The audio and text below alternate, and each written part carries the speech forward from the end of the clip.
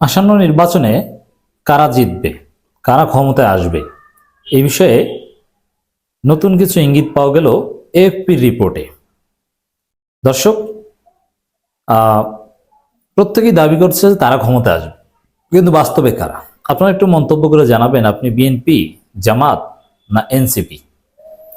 এর আগে আমরা বিএনপি জামাত এভাবে আলোচনা করেছি, কিন্তু এখন নতুন edition NCP, national citizen party. আসন্ন নির্বাচনে জয়ী হয়ে ক্ষমতায় আসবে বিএনপি, এএফপি এটা বলছে।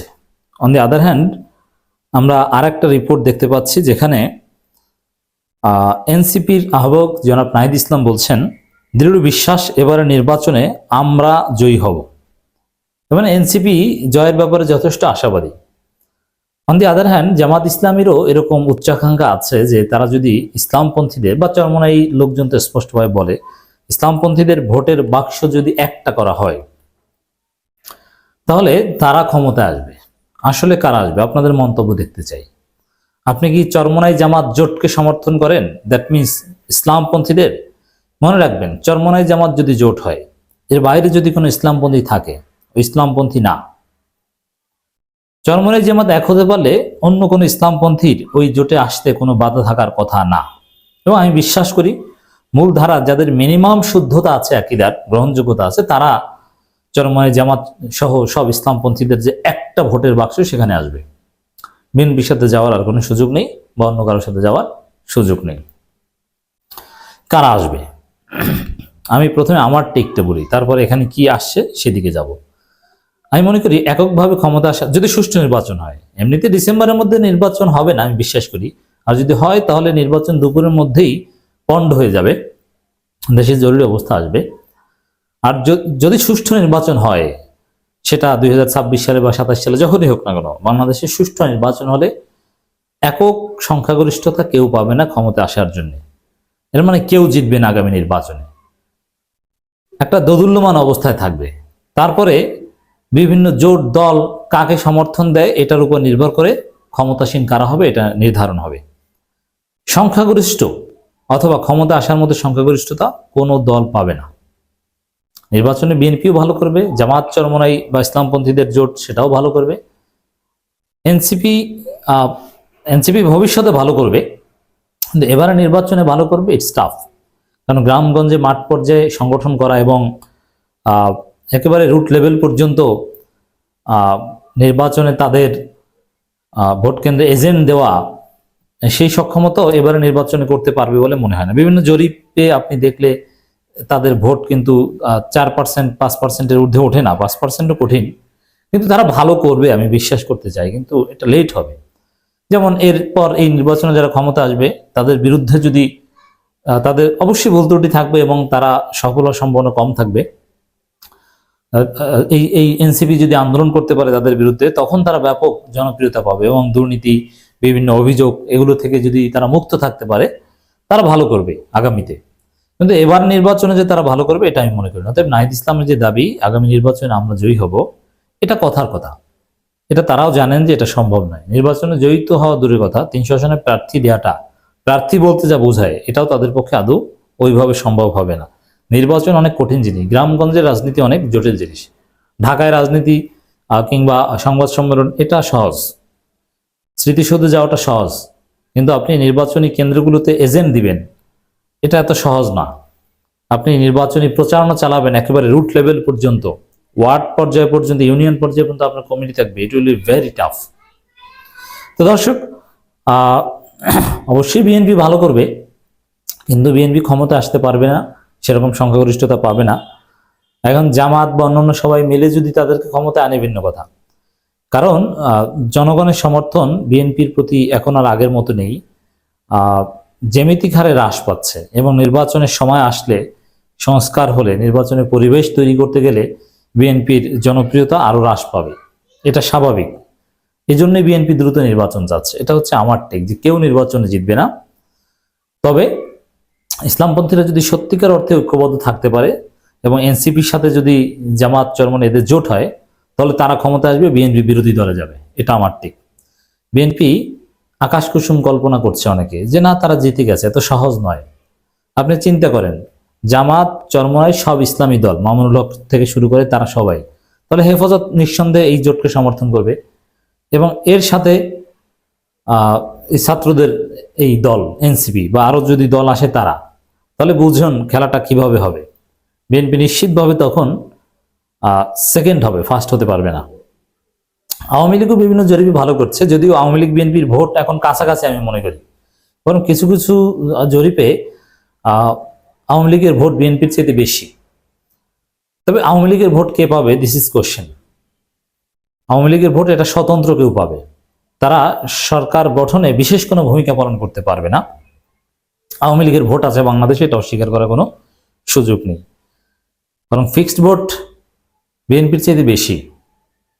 সেই ফিক্সড ভোটাররা এখন আর আওয়ামী লীগ নেই, অনেকেই করবে না, কিন্তু তারপরও আওয়ামী লীগ ভোট পাবে, সেটা 10%-এর ঊর্ধ্বে হবে এখনো। আগামী বছরের মার্চের মধ্যে জাতীয় নির্বাচন অনুষ্ঠিত হলে বাংলাদেশ জাতীয়তাবাদী দল বিএনপি জয়ী হতে পারে বলে ব্যাপকভাবে ধারণা করা হচ্ছে। দেখেন, এটাও কন্ডিশনাল। বার্তা সংস্থা এএফপিতে প্রকাশিত একটি প্রতিবেদনে কথা বলা হচ্ছে। এখন আগামী মার্চের মধ্যে নির্বাচন না হওয়ার সম্ভাবনাই বেশি। এটা তারা কি বোঝায়? যে বিএনপির জনপ্রিয়তা ক্রমহ্রাসমান। হ্যাঁ, এটা ঠিক। যেমন 5 আগস্টের পর খুব দ্রুত এই অগাস্ট মাসে যদি নির্বাচন হতো, তাহলে বিএনপি 80%, 85% ভোট পেয়ে ক্ষমতায় আসতো। খুব দ্রুত নির্বাচন, হাসিনা পালানোর পর সবাই বিএনপি ছিল, কিন্তু এখন আর সেই বাস্তবতা নেই। প্রতিবেদনটি জাতীয় নাগরিক পার্টি এনসিপি আহ্বায়ক নাহিদ ইসলামের দেওয়া এক সাক্ষাৎকারের ভিত্তিতে তৈরি করা হয়েছে। এতে বলা হয়, নির্বাচনের সময়সূচি নিয়ে বিএনপি ও এনসিপির মধ্যে বিরোধ দেখা দিয়েছে। বিএনপি মনে করে যত দ্রুত নির্বাচন আয়োজন করে জনগণের ম্যান্ডেটপ্রাপ্ত সরকার গঠন করা উচিত। নাহিদ ইসলাম গত বুধবার এএফপিকে সাক্ষাৎকার দেন এবং শুক্রবার তা প্রকাশ করা হয়। এএফপিতে তিনি বলেন, হাসিনা ক্ষমতাচ্যুত হওয়ার পর আইনশৃঙ্খলা রক্ষা করতে গিয়ে এখনো সমস্যার মুখে পড়ছে বাংলাদেশ। এমন পরিস্থিতিতে নির্বাচন আয়োজন করা সম্ভব নয়। তিনি আরো বলেন, আমাদের বিরুদ্ধে প্রায় নির্বাচন বিলম্বের ষড়যন্ত্রে অভিযোগ তোলা হয়, এটা সত্যি নয়। গত বছর জুলাই আগস্টে শেখ হাসিনা কর্তৃত্ব হাসিনার বিরুদ্ধে গণঅভ্যুত্থানের সবচেয়ে পরিচিত মুখগুলোর একটি নাহিদ ইসলাম। হাসিনা ক্ষমতাচ্যুত হওয়ার পর গঠিত অন্তর্বর্তী সরকারে যোগদান তিনি। এরপর তিনি পদত্যাগ করে, আপনারা জানেন, এটা নতুন দলের আহ্বায়ক হন। বাংলাদেশ সুদূর প্রসারী সংস্কার বিষয়ে রাজনৈতিক দলগুলোর আগ্রহের ঘাটতি রয়েছে বলে মন্তব্য করেন নাহিদ ইসলাম। কারণ সংস্কার হলে অনেকের বা এস্টাবলিশমেন্টের খাওয়া থাকবে না। জনগণের সংস্কার হলে জনগণের ভালো হবে, আর সংস্কার না হলে কায়েমি স্বার্থবাদীদের লাভ। এমনকি তরুণরা যে কারণে জীবন উৎসর্গ করেছেন সেসব সংস্কারও আগ্রহী নয় তারা।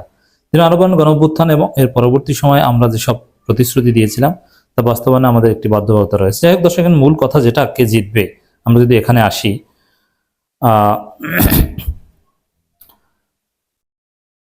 বিএনপি নির্বাচনে জিতবে আগামী মার্চের মধ্যে নির্বাচনের। এএফপির যে বক্তব্য, এটা সুনির্দিষ্ট কোনো জরিপের উপর ভিত্তি করে নয়।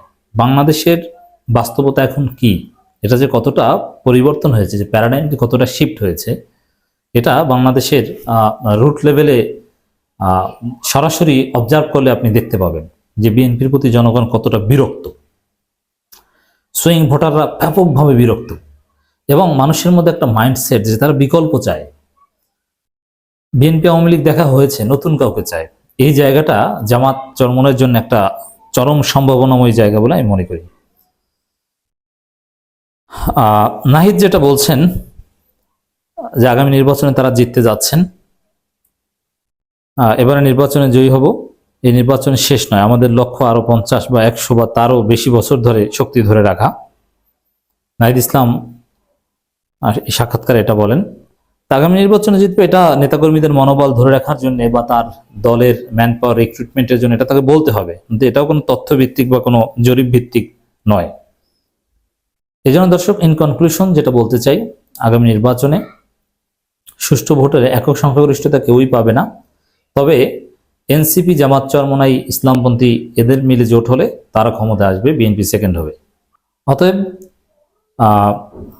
দেখবেন যে বিএনপির লোকজন এখন তথাকথিত নিরপেক্ষতার ভাব নিয়ে তাদের অ্যাক্টিভিস্টদের মাধ্যমে বিভিন্ন জরিপ করাচ্ছে, অথচ এটা তাদের সংগঠন, ব্রেইন, এরকম নানান প্রতিষ্ঠান আছে।